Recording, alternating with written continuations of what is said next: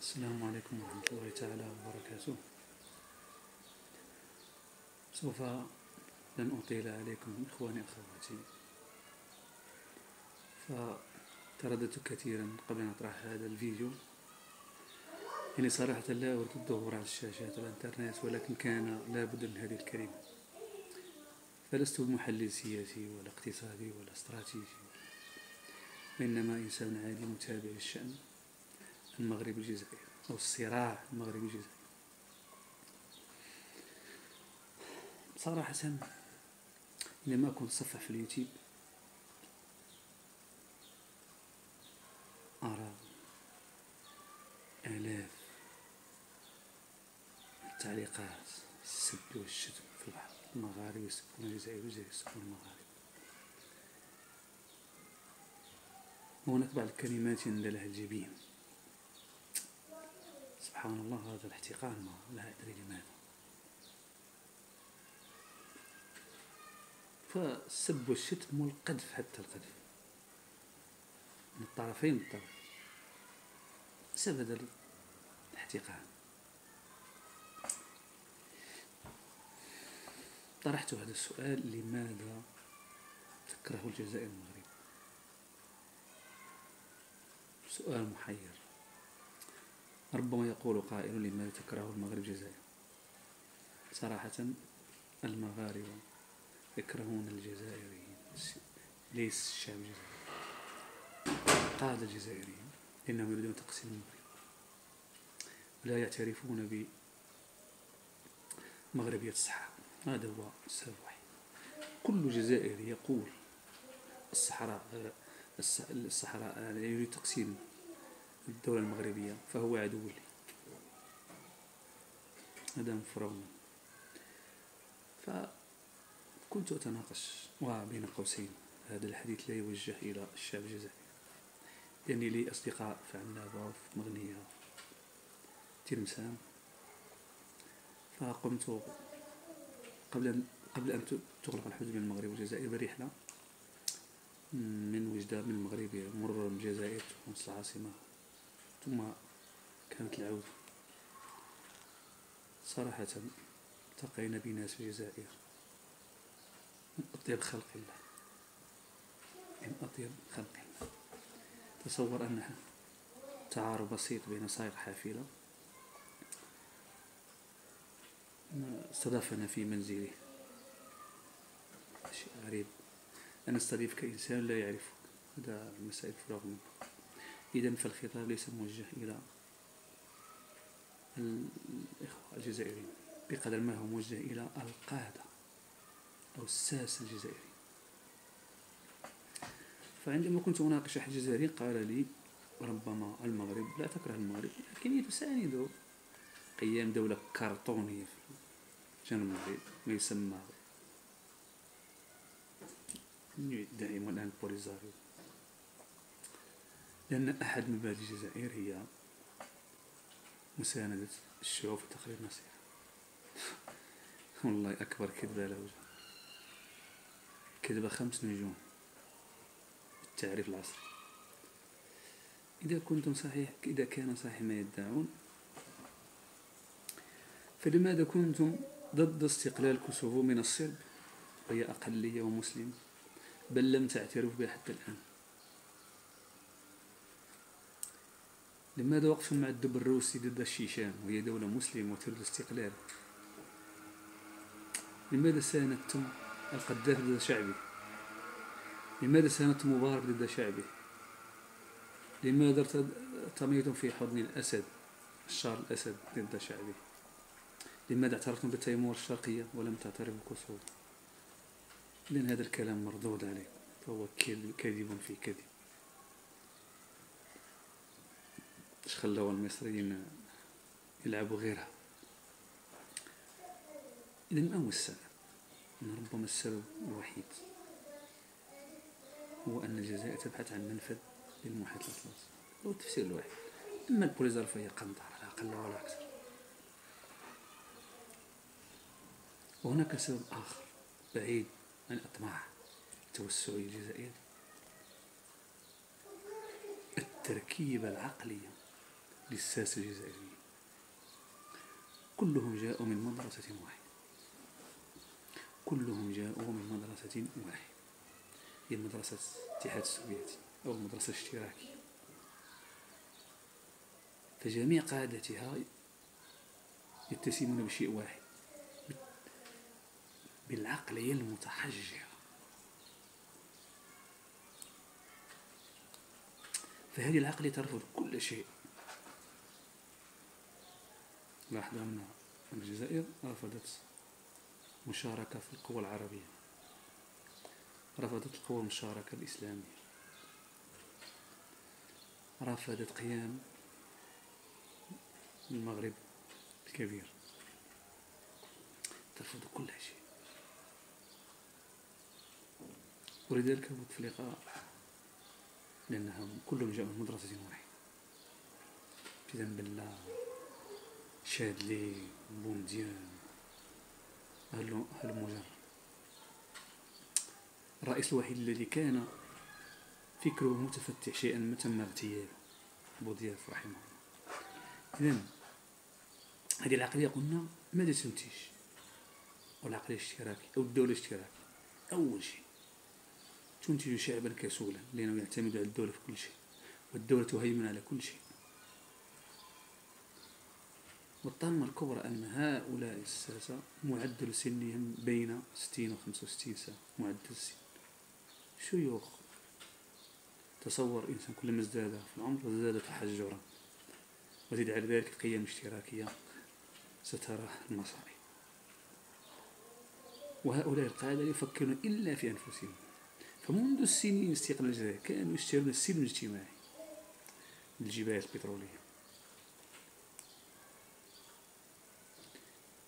إذن قلنا هؤلاء الساسة لا يفكرون إلا في أنفسهم. تصور أن الدولة الجزائرية أنفقت 800 مليار 15 سنة، رقم كبير، في حين أن 600 مليار تبني دولة من جديد. شيء غريب. فإذن قلنا العقلية الاشتراكية لا تفكر إلا في نفسها، ولا تنتج إلا شعبا كسولا يعتمد على الدولة في كل شيء. ولهذا ترى انظر كوريتين الشمالي والجنوبي نفس الشعب تم تقسيمه بعد الحرب العالمية. الجنوبية أصبحت دولة متفتحة الآن تسيطر على العالم، فسامسونج أزاحت نوكيا وستزيح أبل وتبقى في السوق، سيطرت على العالم.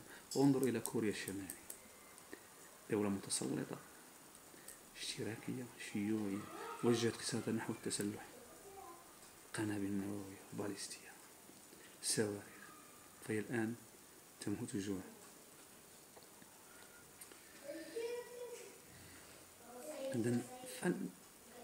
لماذا أطرح السؤال دائما؟ هؤلاء القادة لا يحبون الأنظمة الأخرى.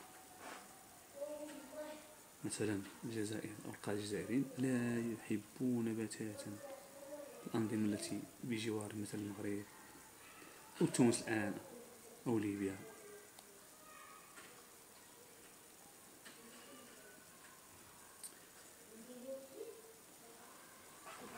قلنا مقومات الجزائر كثيرة وكثيرة جدا، خاصة الموارد الطبيعية منها. ندعك من المغرب، لا نقارن الجزائر بالمغرب. المغرب دولة فقيرة كما تقولون، تعتمد على شيء شوية الفلاحة والسياحة وكذا وكذا، فلا مجال المقارنة لأن الموارد الطبيعية ليست متكافئة. المغرب لا يملك غاز ولا بترول، إذا يجب أن نقارن بين الجزائر ودول الخليج. انظر دول الخليج لهم ميزان تقويم، استثمروا موارد طبيعية القدرات البشرية فأدمجوها فأنتجوا دول حديثة. مثل الإمارات، قطر صغير مساحة الدار بدأ والرباط، ولكن صداها بلغ العالم. بماذا؟ بالتفتح، باستغلال القدرات البشرية والمادية معا، فإدماجهما تعطيك تركيبة، يعني إنسان يستغلك تعطيك تركيبة صالح المجتمع صالح الدولة. كنت أناقش فقال أحد أول حل.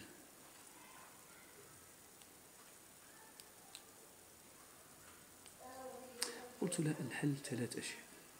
اقتراح، أقول لست خبيرا، اقتراح. أولا التخلي عن العقلية الاشتراكية. فالعقلية الاشتراكية تنتج قلنا شعبا كسولا، تقتل المبادرة الفردية، تجعل الدولة كمحمية تطعم الكائنات الموجودة فيها لا أقل ولا أكثر. إذا التخلي عن العقلية الاشتراكية، ولاحظت أن الصين أدركت هذا. الصين منذ 20 سنة كان دون متخلفة زراعية، لأن دولة اشتراكية قهرية قمعية تسلطية. الآن فهمت اللعبة، انفتحت عن العالم فسيطرت على العالم، أعطت المبادرة للشعب فأبدع. إذا العنصر البشري عندما تهتم به خليه يخدم، سينتج عجب، والله سينتج عجب. إذا الصين مثلا. قلنا التخلي عن العقلية الاشتراكية. ثانيا البحث عن الكفاءات.